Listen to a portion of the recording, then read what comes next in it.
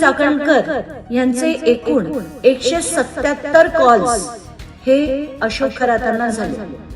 एवढंच नाही तर त्यांची बहीण प्रतिभा चाकणकर, 2 दिवस झाले आपण त्यांच्याबद्दलही बरंच ऐकतोय, त्यांचे 236 कॉल्स हे अशोक खरातांना झाले। मंत्री एकनाथ शिंदे यांचे तब्बल 17 कॉल्स हे अशोक खरातांना नॉर्मल सेलफोनवरनं झाले होते।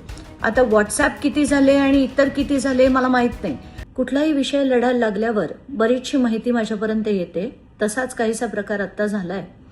अशोक खरातांचं जे प्रकरण महाराष्ट्रात चालू आहे त्याची बरीचशी माहिती माझ्यापर्यंत येते आणि ती मी माध्यमांकडे देते, पण काही कारणामुळे मी चंदीगड येथे आली एका लग्नाला आणि रविवारपर्यंत परत येणार नव्हते, म्हणून मला वाटलं की मी ही माहिती लोकांपर्यंत पोचवावी। यात मला एक CDRची कॉपी आली, ती व्हॉट्सअपवर माझ्याकडे ज्यांनी पाठवली त्यांना मी ओळखत नाही आणि आत्ताच्या घटकेला माझ्याकडे जेव्हा ती माहिती आली तेव्हा तात्काळ मी ती DG महाराष्ट्र मुख्यमंत्र्यांना दिली आणि SITच्या तेजस्वी सातपुते यांच्याकडे परवाच पाठवली।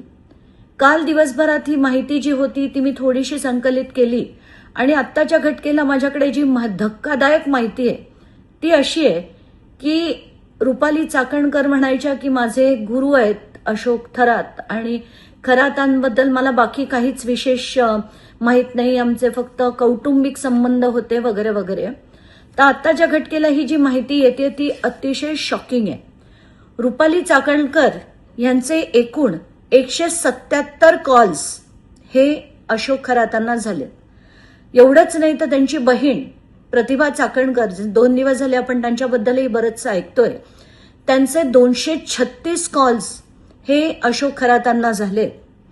पण आता मी जे नाव घेणार आहे त्यांचे नुसतेच आपण फोटो बघितले होते आणि व्हिडिओज बघितले होते, पण आत्ताचे महाराष्ट्राचे उपमुख्यमंत्री एकनाथ शिंदे यांचे तब्बल 17 कॉल्स हे अशोक खरातांना नॉर्मल सेलफोनवरनं झाले होते।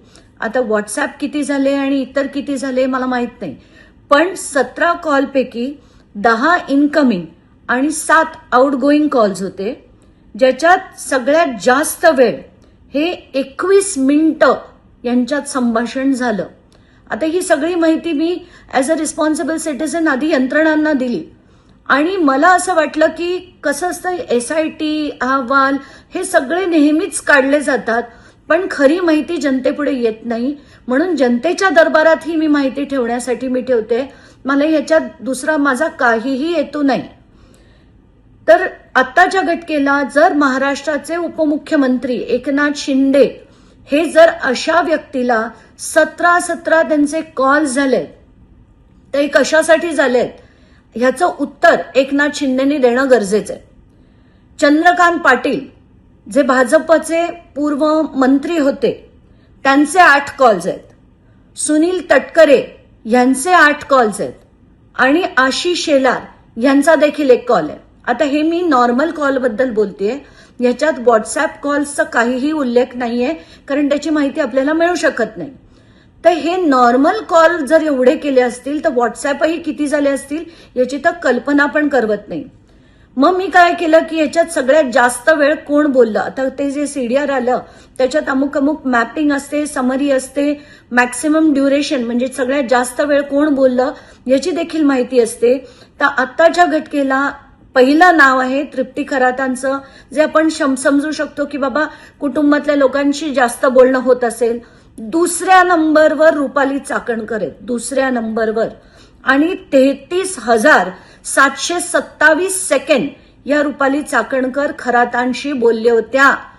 तर मला तेच वाटतंय की आत्ताच्या घटकेला यांना अटक होऊन यांची पूर्ण चौकशी, पहिलं तर यांच्यावर FIR झाला पाहिजे, यांना अटक झाली पाहिजे आणि यांच्यावर चौकशीनंतर कारवाई झाली पाहिजे, कारण इतका वेळ कोणी कुठल्याही गुरुशी कधीही बोलत नाही। 177 कॉल आणि 33,727 सेकंड जर ही व्यक्ती बोलत असेल तर ती काय बोलत होती याची चौकशी डेफिनेटली झाली पाहिजे। तिसरं नाव आहे दीपक लोंढे यांचं। दीपक लोंढे कोण आहेत? दीपक केसरकरांच्या अतिशय जवळचे व्यक्ती, यांचे 189 कॉल्स झालेले होते खरातांना, ते सुद्धा तब्बल 30,579 सेकंड. आता ही सगळी जी शॉकिंग माहिती मिळाली आहे आता ह्याच्यात, आणि असं देखील कळलंय की आपल्या देशातल्या सगळ्याच राज्यांमधनं त्यांना कॉल्स यायचे, पण काही देशांची जी नावं आली आहेत ती देखील मला अतिशय शॉकिंग वाटतायत. त्यांना कतारमधनं, UAE मधनं, ऑस्ट्रेलियामधनं, US व्हर्जिन आयलँड्समधनं, ओमानमधनं, क्रिसमस आयलंड म्हणजे ऑस्ट्रेलियामध्ये क्रिसमस आयलंड हा प्रकार आहे, तिथून सुद्धा यांना खरातांना फोन कॉल्स यायचे. ही सगळी माहिती मी SIT कडे देखील दिलेली आहे आणि याच्यावर पूर्ण चौकशी ही झाली पाहिजे. माझ्याकडे जी जी माहिती येईल ती मी आधी यंत्रणेंना देईन, त्याच्यावर तपास करण्याचे त्यांना विनंती करेन आणि सगळी माहिती लोकांच्या न्यायालयात येण्याची गरज आहे असं मला वाटतं आणि ते आणण्याचं काम मी नक्की